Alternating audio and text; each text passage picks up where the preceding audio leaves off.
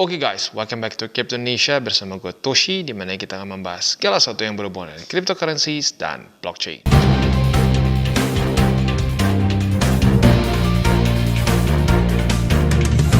Oke, jadi pada hari ini guys, kita akan lanjut lagi update mengenai on-chain analysis. Yang mungkin lebih tepatnya adalah on-chain analysis yang mengupdate setelah kejadian yang cukup mengerikan nih ya dalam beberapa hari ke belakang. Ya, di mana dalam satu hari itu Bitcoin sempat menyentuh ya angka 27.000 dan 30.000 di waktu bersamaan dalam satu hari. Extra volatile ya.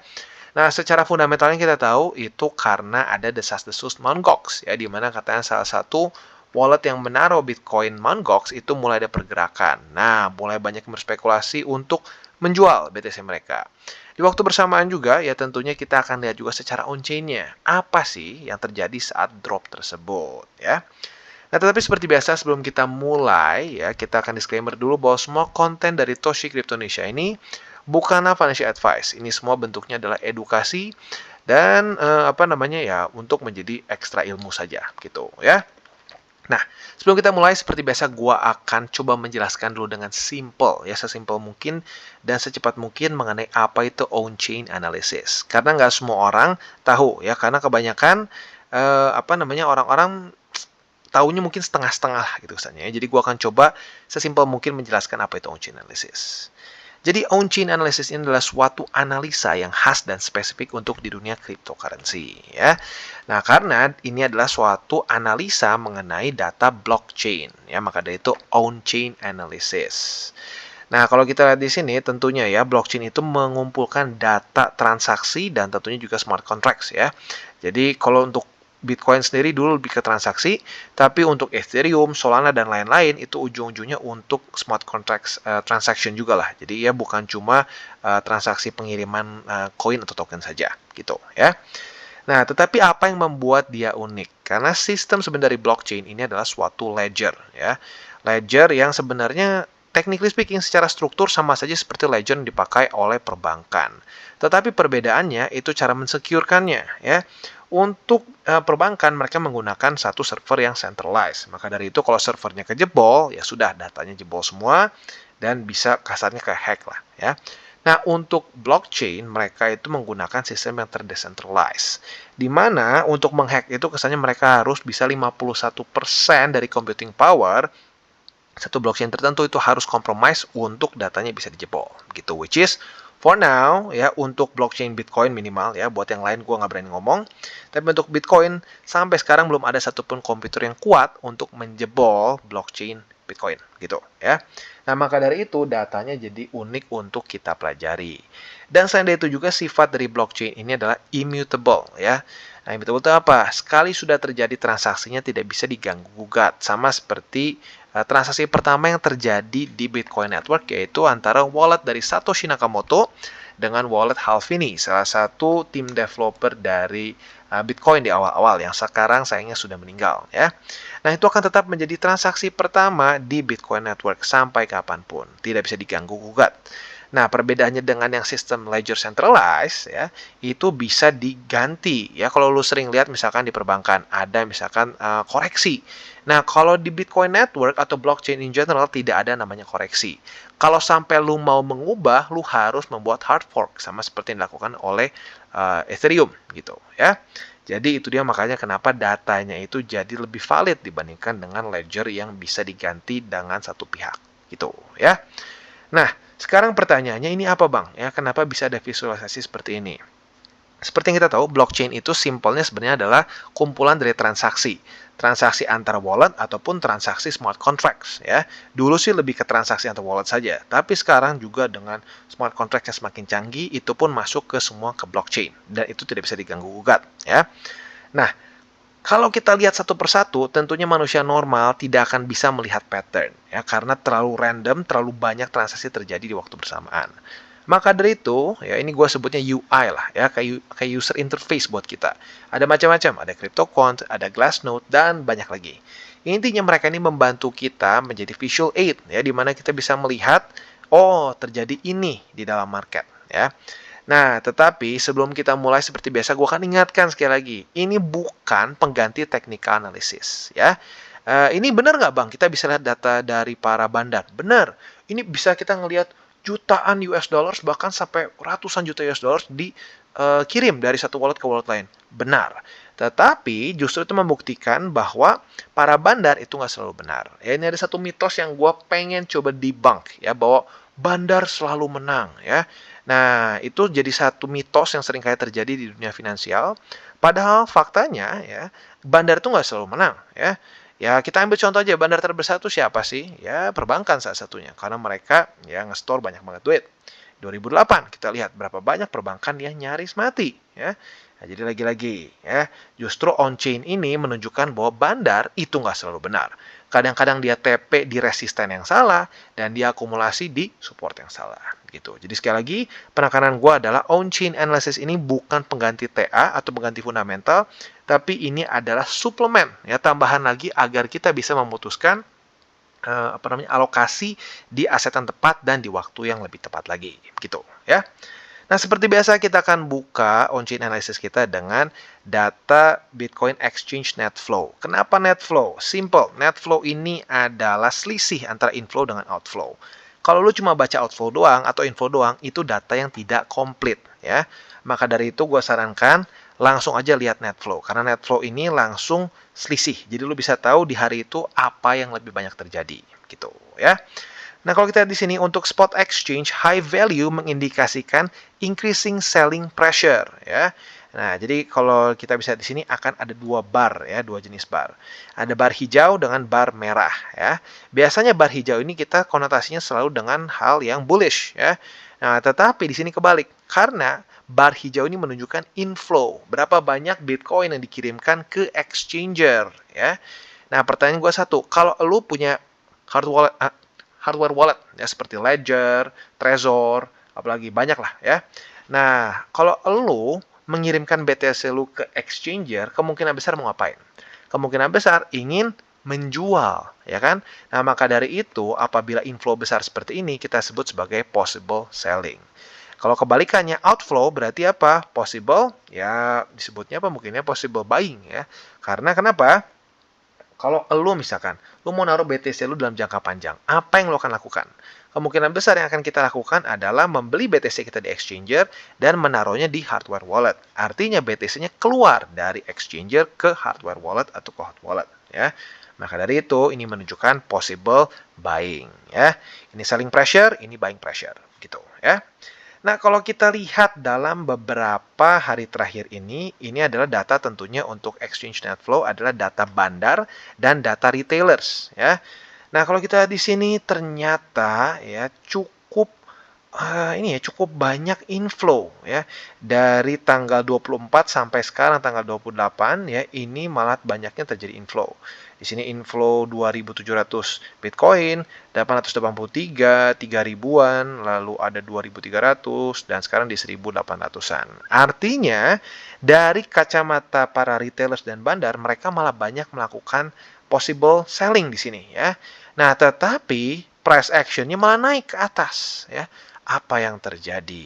Nah, kalau sudah seperti ini, coba kita ngintip ke para miners ya, karena para miners pun bisa melakukan kebalikannya ya.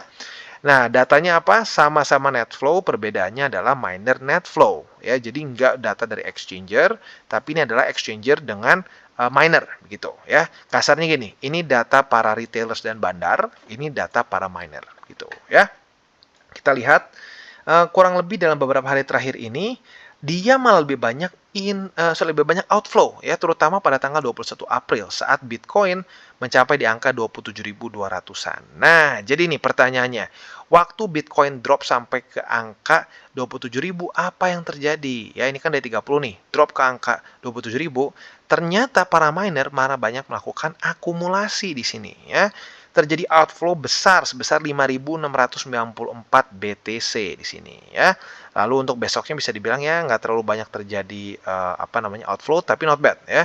Tanggal 22 terjadi 98, tanggal berapa nih? Tanggal tanggal 22 ya. Tanggal 22 terjadi 98, tanggal 24 terjadi 60, lalu yang tanggal 28 di sini ada terjadi sekitar nyaris 2000 BTC yang terjadi outflow. Jadi bisa dibilang ini mereka sering bertolak belakang nih. Para miners dengan para bandar dan retailers ini sepertinya berbalikan nih otaknya ya. Para retailers dan bandar banyak melakukan penjualan ya atau possible selling di sini. Sementara untuk para miners malah banyak cenderung melakukan possible accumulation. Jadi secara spot ini inkonklusif karena para miner banyak yang melakukan pembelian dan mengeluarkan BTC mereka dari exchanger, sementara para retailers dan bandar malah banyak melakukan possible selling dan mengirim BTC mereka ke exchanger gitu ya. Jadi kemungkinan besar kita coba harus ngintip ke daerah leverage, apa yang terjadi dengan leverage ya. Nah, tetapi sebelum kita masuk ke leverage, seperti biasa kita akan dengar dulu pesan-pesan dari sponsor kita pada hari ini. Oke, today's video is brought to you by Bybit. Dimana pada hari ini Bybit lagi-lagi memanjakan kita sebagai para nasabahnya dengan event deposit and trade. Di sini kita bisa earn up to 22 USDT hanya dengan melakukan hal simpel di bawah ya. Yang pertama, ini hanya berlaku untuk orang-orang yang tinggal di Indonesia atau user yang dari Indonesia, Thailand, Kambodia, dan juga Philippines. Di luar dari itu sayangnya tidak berlaku. Dan yang kedua, ini buat para user yang sudah KYC. Jadi sekali lagi please KYC dulu supaya gampang ya. Nah, selanjutnya kalau kita di sini apa sih caranya? Gampang banget. Yang pertama, kalian bisa sign up dan get 2 USDT hanya dengan sign up di Bybit account. Complete KYC level 1 dan dapatkan 2 USDT. As simple as that. Ini untuk 500 pengguna pertama. Jadi sekali lagi buat lo, teman-teman lo mungkin ya, yang belum punya akun di Bybit, ayo secepatnya sign up. Bisa dapat 2 USDT secara gratis, hanya tinggal bikin akun dan bikin KYC level 1 saja ya. Lalu juga kalian bisa make first time deposit, dapatkan 10 USDT. Ini untuk 1000 depositor pertama saja. Dengan kita deposit lebih besar daripada 50 USDT saja. Lalu kita trade dan get 10 lagi USDT dengan volume ya untuk derivative trading at least 100.000 dan spot trading volumenya at least 10.000 ya. Dan ini available untuk semua pair yang ada di Bybit saat event period ini. Dan ini hanya untuk 500 trader pertama saja ya. Dan tentunya kita juga bisa mendapatkan berbagai macam bonus lain seperti 25 USDT untuk bonus referral dan seterusnya ya. Jadi buat lo yang tertarik, monggo silakan ikutan event dari Bybit. Oke, dan sekarang kita akan masuk ke Bitcoin Estimated Leverage Ratio dengan data all exchanges ya. Nah, seperti yang gue bahas tadi di belakang, ini ngomongin soal leverage ya, karena ini adalah data open interest dibagi dengan coin reserve. Bahasa simpelnya ini adalah berapa besar leverage yang kita pakai on average oleh para user. Jadi bagi lo nih ya, yang mungkin sekarang nonton lagi buka posisi futures, lo adalah salah satu penyumbang dari estimated leverage ratio ini. Semakin banyak orang yang buka posisi futures, semakin besar leverage yang dipakai, semakin tinggi estimated leverage ratio ya. Nah, di sini gimana cara pakainya? Di sini biasanya mereka akan menunjukkan dua hal, antara short squeeze atau long squeeze. Itu yang paling sering kita pakai ya. Untuk short squeeze kita bisa lihat di sini ya, bentuknya seperti ini ya. Harga cenderung stagnan atau boleh naik dikit atau turun dikit bolehlah. Tapi intinya tidak terjadi pump atau dump yang ekstrim ya. Nah, setelah itu biasanya estimated leverage ratio-nya itu mulai meningkat, bisa pelan-pelan, bisa ekstrim. Yang penting mulai ada peningkatan. Nah, terus kalau untuk posisi short ini, simpelnya, ya berarti ya sesuai dengan namanya short squeeze, maka yang terkena likuidasi adalah posisi short. Seperti yang kita tahu, posisi short ini tentunya adalah suatu selling pressure. Semakin banyak posisi short yang ada di satu titik tertentu, maka dia akan cenderung membuat harga susah naik, atau bahkan kalau cukup, ya power si shortnya cukup, atau lebih tepatnya posisi shortnya cukup, itu bisa membuat harga turun, gitu ya. Kita ambil contoh di sini ada si A dan si B. Si A buka posisi di harga 9.130 misalkan di sini ya. Lalu si B buka di harga 9.223. Nah, kita tahu setiap kali kita buka posisi futures itu ada namanya harga likuidasi. Di mana apabila harga itu kena, posisi kita itu bangkrut ya, ditutup langsung oleh exchanger ya. Nah, kita anggap misalkan si A ini harga likuidasi itu di sini ya, misalkan di harga 9.500. Sementara si B harga likuidasi itu misalkan di sini di 9.700 ya. Nah, terus berjalan, leverage terus meningkat ke atas, tiba-tiba harga mulai naik, dan boom sampai ke titik ini ya. Di mana si A kena likuidasi ya. Saat si A kena likuidasi artinya apa? Selling pressure berkurang. Maka karena berkurang naik lagi ya. Si B yang tadinya aman karena si A kena likuidasi, jadi kena juga likuidasi karena harganya naik ya, karena selling pressure berkurang. Ini adalah efek domino yang sering kali kita sebut sebagai short squeeze ya, atau posisi short yang tergencit ya, tertekan ya, tergencit mungkin lebih tepatnya ya. Intinya posisi shortnya nggak enak lah ya, mereka kena likuidasi lah, kasar seperti itu. Dan efek domino ini tentunya nggak hanya 1-2 orang, bisa sampai ribuan bahkan belasan ribu, tergantung skalanya saja ya. Untuk long squeeze tinggal kita balik logikanya ya, tinggal sama aja. Perbedaannya yang kena squeeze itu adalah posisi long. Jadi posisi long di sini si A kena likuidasi, si B juga jadi kena, dan seterusnya ya. Untuk estimated leverage ratio-nya sama-sama turun apabila terjadi long squeeze seperti di sini ya. Nah, jadi gambarnya seperti itu, cara pakainya gampang menurut gua. Nah, kalau kita lihat di sini ya, sebelum kita masuk ke sini, gua akan dulu ngasih konteksnya bahwa Bitcoin sejak di Oktober 2022 secara sistematis leverage ini terus-menerus turun ya. This is good, this is good. Artinya apa? Peningkatan kemarin di sini nih ya, waktu dari angka 15 ribuan sampai ke harga kasarnya 30 ribu kemarin, itu nggak terlalu over leverage ya. Jadi peningkatannya lebih cenderung karena spot mungkin ya. Karena kalau kita lihat di sini leverage-nya nggak terlalu besar ya. That is good, that is good ya. Nah, tetapi pertanyaannya apakah sekarang ini terjadi karena apa nih peningkatan kemarin? Dan ternyata ketemu jawabannya guys ya. Ketemu apa? Ternyata kemarin itu kena short squeeze. Dengan jelas kita bisa di sini harga meningkat dengan cukup tajam dan di waktu bersamaan terjadi estimated leverage ratio yang drop juga dengan signifikan. Kalau kita di sini kemarin itu di sekitar berapa nih ya? Kemarin itu tertinggi di 0,22, sekarang itu ada di 0,195 ya. Artinya apa? Artinya jelas ini adalah classic long squeeze ya. Classic short squeeze, sorry ya. Posisi shortnya yang kena squeeze, kebalik ya. Nah, jadi kalau kita lihat sini harga meningkat karena leverage-nya karena posisi shortnya banyak yang kena likuidasi, seperti itu ya. Nah, jadi akhirnya ketemu juga nih penyebabnya ya. Secara posisi spot cenderung tidak konklusif ya. Yang satu akumulasi, yang satu ngejual. Tetapi akhirnya ketemu penyebabnya kenapa Bitcoin meningkat dari angka 27.000 sampai ke angka kemarin tertinggi itu di 29.400-an ya. Karena para pemain futures banyak yang kena short squeeze di sini. Tentunya nggak semua short squeeze ya, tapi secara garis besarnya lebih cenderung banyak short squeeze. Gitu ya. Jadi kurang lebih seperti itu, ketemu jawabannya, dan selanjutnya kita akan lihat nih ya, apakah kita sudah semakin mendekat ke daerah overbought atau belum. Oke, dan selanjutnya kita akan masuk ke MVRV. Nah, MVRV ratio ini adalah suatu rasio antara coins market cap dengan realized cap. Ini mengindikasikan apakah harga ini sedang overvalued atau tidak ya. Cara pakainya sangat mirip sekali seperti RSI. Buat lo yang pernah pakai RSI, anggap aja ini angka 70, ini angka 30. Perbedaannya di sini, ini tuh sebenarnya 3,7 dan di sini 1. Tapi penggunaannya sangat mirip sekali ya. Apabila dia kena di atas, ya dia tembus titik-titik merah ini, artinya dia overbought ya. Sementara kalau di bawah, dia oversold ya. Nah, kalau kita lihat di siklus kemarin, dia berhasil beberapa kali menunjukkan local tops di sini dan bahkan cukup mendekati ke all time high juga, walaupun nggak pas banget tapi lumayan lah di sini ya. Jadi buat lo yang kemarin akumulasi ke sana di 2020 ya, saat dia COVID crash, lalu lo TP di beberapa tempat saat MVRV ini kena, lo udah profitnya udah nggak kira-kira lah sebenarnya ya. Not bad at all. Kalau seingat gua tuh akumulasi waktu COVID crash itu di 3.000-an. Di sini lu sempat TP di 40.000, sempat TP lagi di angka berapa nih di sini ya? Di angka 46.000, di angka 50.000-an, dan yang terakhir di 57.000 ya. Not bad at all. Nyaris kena all time high di 60 ya, di 60 something lah ya.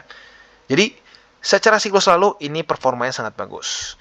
Nah, buat lo yang sudah ngikutin on-chain dari sebelum-sebelumnya, dari 2022 ya, gue sudah bilang bahwa dia udah masuk ke daerah oversold itu dari Juni 2022. Jadi sebenarnya buat lo yang sudah ngikutin dari kemarin-kemarin, harusnya sih sudah akumulasi ya, harusnya sudah akumulasi. Nah, jadi kemarin sempat nyaris ada momen lagi di sini tapi nggak kena ya. For now dia sudah semakin mendekati ke tengah ya, tapi masih jauh dari angka 2, maka dari itu masih oke untuk akumulasi tapi dengan syaratnya ngerti TA ya. Kalau buat yang MVRV sebenarnya sudah sedikit kelewat ya, tapi nggak apa, nggak apa. Buat lu yang kelewat masa-masa saat dia di bawah dari 1, ya harus lebih ke TA ya. Dan buat lu yang pengen silahkan bisa nonton di DCWT kita, di mana kita akan update nyaris setiap hari ya mengenai kondisi cryptocurrency market ya. Dan kita juga kasih tahu di mana kita bisa buka, atau lebih tepatnya di mana kita bisa akumulasi secara spot ya, ada BTC, Ethereum dan berbagai macam altcoin lain ya. Jadi kurang lebih seperti itu ya untuk MVRV, kita masih dalam kondisi yang sedikit nanggung menuju ke angka 2 jelas di sini ya, tapi masih jauh dari overbought ya. Jadi sekali lagi buat lo yang tertarik untuk akumulasi bisa pelajari di mana secara TA di DCWT ya. Jadi kurang lebih seperti itu untuk on-chain kita pada hari ini ya. Overall akhirnya ketemu nih ya, kuncinya ternyata ada di estimated leverage ratio yang membuat kemarin harga Bitcoin itu meningkat ya dari angka 27.000, kurang ini ya. Dari angka 27.000 ke sana itu terjadi karena ya ini terjadi karena over leverage-nya para posisi short ya, akhirnya terjadi short squeeze dan lanjut ke atas ya. Jadi kurang lebih seperti itu dan kita akan tutup on-chain kita pada hari ini. Dan buat kalian yang belum nonton DCWT atau Daily Charting with Toshi, bisa klik di sini, di mana kita akan daily chart your favorite cryptocurrencies. Dan buat lo yang belum mengerti juga mungkin mengenai chart, candles, dan hal-hal lain, bisa juga klik di sini, ada tutorials with Toshi. Dan buat lo yang pengen mendukung TCI, salah satunya bisa menggunakan link reflektor di bawah. Dan jangan lupa juga untuk join Telegram group, di mana kita bisa ngobrol-ngobrol santai mengenai dunia cryptocurrency secara 2 arah. So jangan lupa untuk like, subscribe, click the bell icon, and see you on the next video.